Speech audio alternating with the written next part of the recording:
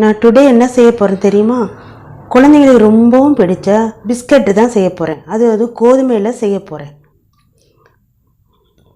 1/2 cup அளவுக்கு வெள்ளை ரவை எடுத்திருக்கேன்.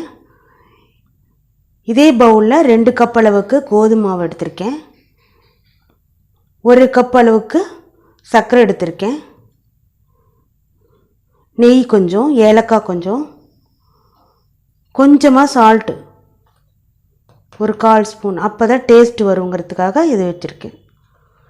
இப்போ எப்படி செய்கிறதுன்னு பார்க்கலாம். ஒரு பவுலில் கொஞ்சமாக தண்ணி எடுத்து சர்க்கரையை கொஞ்சம் போட்டுடணும். எல்லாத்தையும் போட்டுருங்க. அது கரைஞ்சிட்டு இருக்கட்டும்.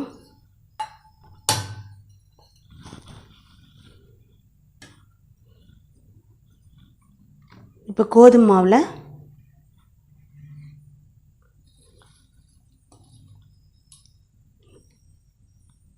ரவையை போட்டு கலந்துக்கோங்க. ஏலக்காய் சர்க்கரையோட கலந்து அரைச்சி வச்சுருக்கேன் மிக்சியில், அது கொஞ்சம் போட்டுக்கலாம். இது வாசனையாக இருக்கும். இப்போ இந்த தண்ணியோட சர்க்கரையும் எடுத்து ஊற்றி கிளறணும், பிணையணும்.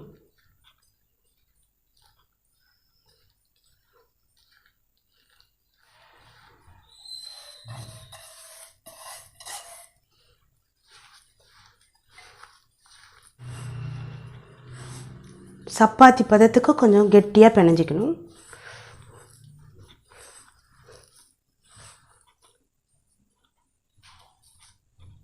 கூடவே கொஞ்சமாக நெய் கொஞ்சம் ஊற்றிக்கணும்.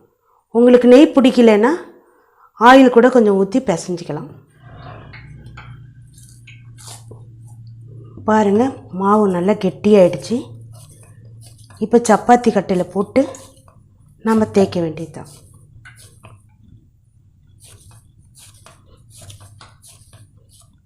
கீழே கொஞ்சம் எண்ணெய் தடவிக்கங்க.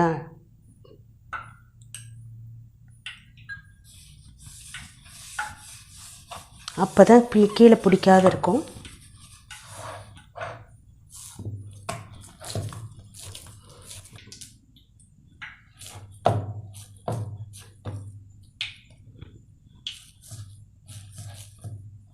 இப்போ புரட்டி வச்சிட்டோம்.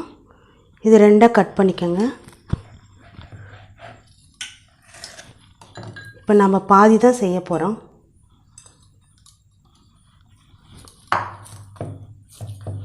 இதை நல்லா உருட்டி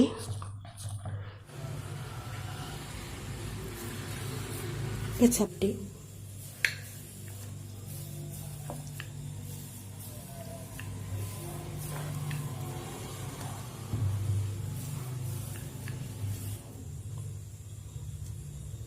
கட் பண்ணிவிட்டு ஸ்கொயர் ஷேப்பில் எடுத்துக்கலாம்.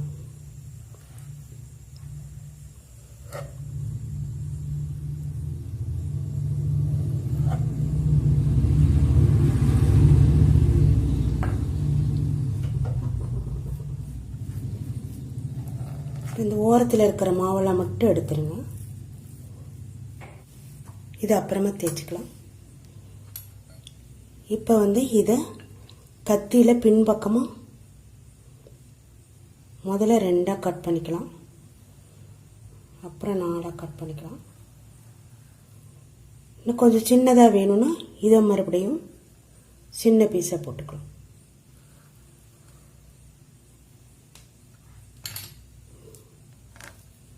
குழந்தைங்களுக்கு பிடிக்கும்னா கொஞ்சம் வித்தியாசமாக டிஷ் போடலாம். வித்தியாசமாக ஷேப் காட்டலாம். ஸ்கொயர் ஷேப்பில்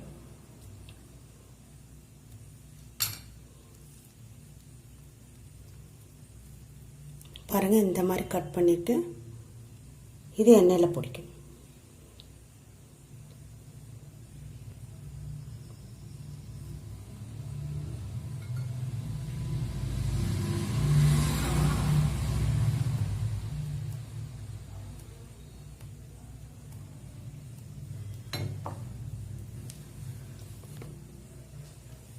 ஒவ்வொன்றா எண்ணெய் காஞ்சிருச்சு, ஒவ்வொன்றா போட்டுக்கலாம். பாருங்கள், இந்த மாதிரி டிசைன் வரும். பின்னாடி ப்ளெயினாக இருக்கும். இதை வாணலியில் நம்ம போட்டு பொரித்து எடுக்க வேண்டியது தான். எண்ணெய் காஞ்சிருச்சு. இது ஒவ்வொன்றா போட்டு பொரிக்கலாம். பாருங்கள், பிஸ்கட் நல்லா வெந்துருச்சு. இப்போ இதை எடுத்து ஒரு பவுலில் மாற்றிக்கலாம். பாருங்கள், கோதுமை பிஸ்கட் ரெடி ஆகிடுச்சு.